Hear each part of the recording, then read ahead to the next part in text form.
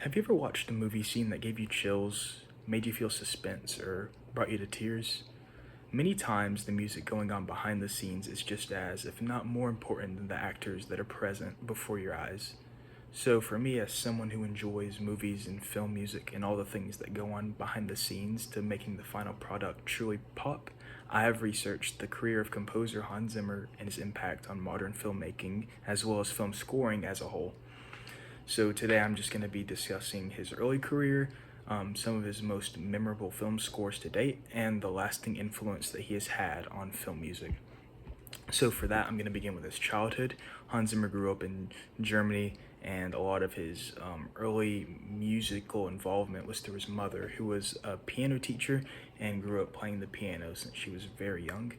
His father unfortunately tragically passed while he was 6 years old, which actually ended up inspiring some of the emotion that you might have heard evoked through his score in The Lion King, which actually won him his first Oscar, but we will get more on that later. A lot of his early work is in electronic music and advertising. He was actually present in the first music video ever filmed by MTV in the 1970s.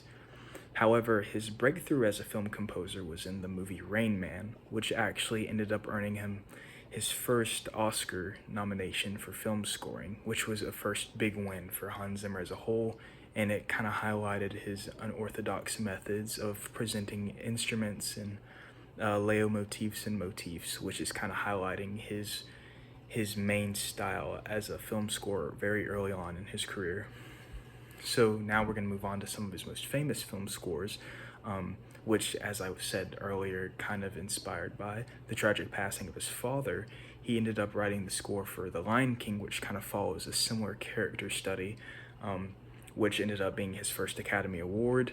Um, oh, it definitely highlights a lot of his early work from things like in Rain Man, his unorthodox use of vocals as well as African instruments that were very not widely known at the time. So he kind of put a lot of that stuff on the map.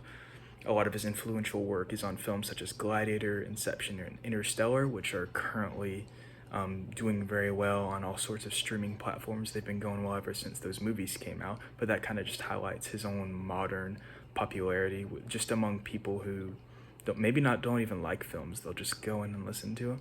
And his most recent success is with the Dune films. Um, Overall, his main unique blend of orchestral and electronic sounds kind of highlights his influence on the film music genre as a whole, which leads me to my third point. And just his influence on modern film composers, other people such as Ludwig Göransson, and just some of the newer people a lot of times are trying to replicate a lot of what Zimmer has done throughout his old bodies of work and his new.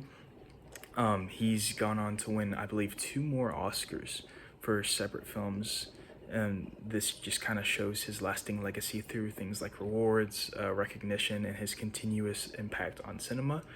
He actually studies have shown that he is a very big box office draw, so people will go drive from however far they are from their cinemas just to go hear a Hans Zimmer score in theaters, which just kind of shows his lasting legacy and his impact on not only film connoisseurs and critics, but just the typical audience.